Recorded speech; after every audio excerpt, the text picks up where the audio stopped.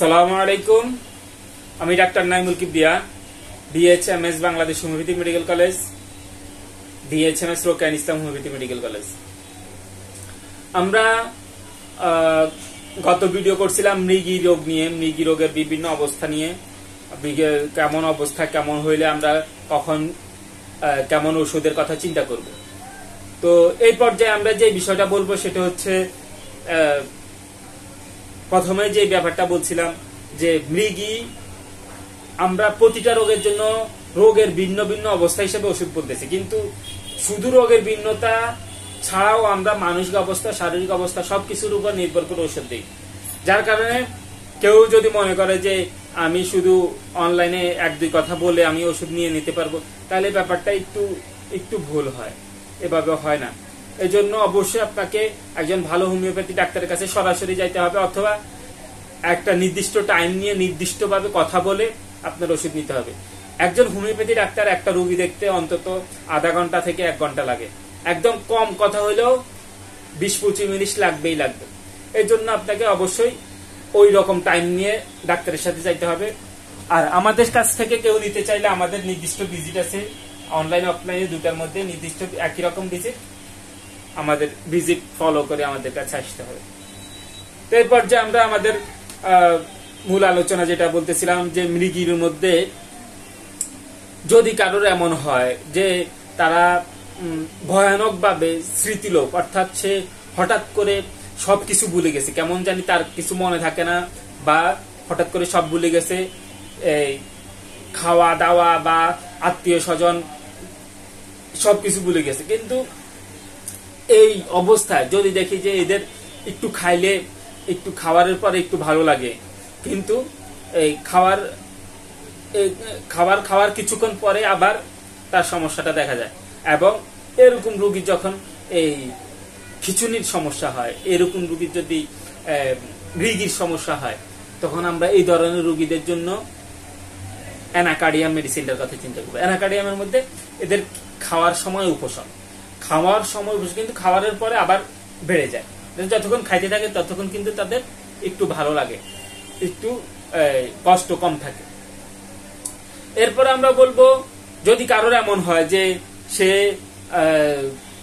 মৃগী রোগী, সে মনে করে কেউ যেন তাকে দূর থেকে কেউ ডাকতেছে এবং সে ওইদিকে তাকায়, এই তাকাইতে তাকাইতে তার মধ্যে এই খিচুনি বা এই মৃগী রোগটা দেখা যায়, তৈরি হয়, মৃগী রোগটা প্রকাশ পায়।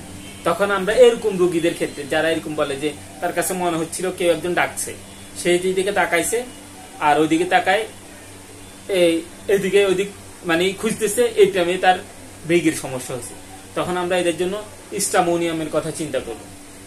এদের মধ্যে একটা ব্যাপার দেখা যায়, এরা একটু সগর বগর করে, সগর বগর মানে গ্রাম্য ভাষায় এটা এইভাবে করে, এরকম একটা ব্যাপার করে এদের মধ্যে, আমরা এদের জন্য স্টামোনিয়ামের কথা চিন্তা করব। এরপরে আমরা বলবো, যাদের আত্মহত্যার ইচ্ছা সহ মৃগীর সমস্যা থাকে, এদের মধ্যে দেখা যায় যে এরা একরকম পাগলের মতো হঠাৎ হাসে, হঠাৎ কাঁদে, আবার গান গায়, আবার মনে করে পুলিশ তাকে ধরে নিয়ে যাবে, আবার মন খারাপ, আবার মনে করেন কথা বলতে থাকে একটা বাচলতা, এরকম একটা রকম অস্থির মতো একটা ব্যাপার, একবার একরকম ব্যাপার দেখা যায়। অর্থাৎ এদের মধ্যে কোন স্থির একবার এক অবস্থার মধ্যে এদেরকে দেখা যায়। এরা একবার যে কান্নাকাটি করা, আবার হাসা, এই ব্যাপারটা ক্লিয়ার বোঝা যায় না। আবার মনে করে পুলিশ তাকে ধরে নিয়ে যাবে, আবার আজাইরা উজাইরা বলতে থাকে, আবার দেখা যায় যে এরা খুব বিষণ্ণ হয়ে যায়, কথা বলে না, চুপচাপ হয়ে যায়। এরপর আবার দেখা যায় যে এরা আত্মহত্যার ইচ্ছা করে। এরকম ব্যাপার যখন থাকে, তখন আমরা এদের জন্য ট্যাবেকাম মেডিসিনটার কথা চিন্তা করবো, ট্যাবেকাম। এরপরে আমরা বলবো, যদি মৃগী রোগী আক্রমণের আগ মুহূর্তে সে বাম অঙ্গ বা বাম অঙ্গ মানে হচ্ছে বাম হাত, বাম পা, এই বাম অঙ্গগুলোর মধ্যে শীত অনুভব করে, একটু ঠান্ডা অনুভব করে, এবং তার এই ঠান্ডা অনুভব করার কারণে এই একটা কাঁপুনি ব্যাপার আসে, কাঁপুনি, কাঁপা মানে শীত লাগলে যেমন কাঁপে, এরকম একটা কাঁপুনি দিয়ে উঠে। এই ব্যাপারগুলো আবার এদের মধ্যে অমাবস্যা পূর্ণিমায় দেখা যায়। যদি এই ব্যাপারগুলা দেখা যায়, এই সব অমাবস্যা পূর্ণিমা, বাম অঙ্গ ঠান্ডা হয়ে যাওয়া, আবার কাঁপানি দেওয়া, এই ব্যাপারগুলো যদি দেখা যায়, তখন আমরা এদের জন্য সাইলেশিয়া মেডিসিনটার কথা চিন্তা করব, সাইলেশিয়া।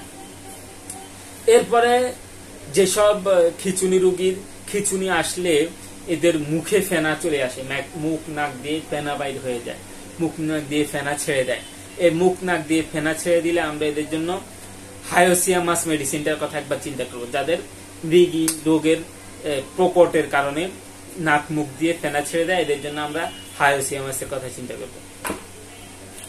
এরপরে আমরা বলবো, যদি কোনো মৃগী রোগী এমন হয় যে সে মৃগী হওয়ার আখ্যান দিয়ে একটা ইঁদুর দেখে যে ইঁদুর একটা দৌড় দিছে, এই দৌড় দেওয়া দেখি সে এই খিচুনিতে আক্রান্ত হয়ে পড়ে। এই যে ইঁদুরে দৌড় দিছে দেখি যে খিচুনি আক্রান্ত হয়েছে, এই ব্যাপারটা দেখলে আমরা এদের জন্য বেলেডোনা মেডিসিনটার কথা চিন্তা করব। তো আমাদের সময় আজকে যথেষ্ট হয়েছে। আমরা মৃগীর ভিন্নতা, বিভিন্ন রকম অবস্থা নিয়ে আমরা পরবর্তীতে আরেকটা ভিডিও করব। আজকের মতো আমরা এখানে বিদায় নিচ্ছি। আসসালামু আলাইকুম ওয়া রাহমাতুল্লাহি ওয়া বারাকাতুহু।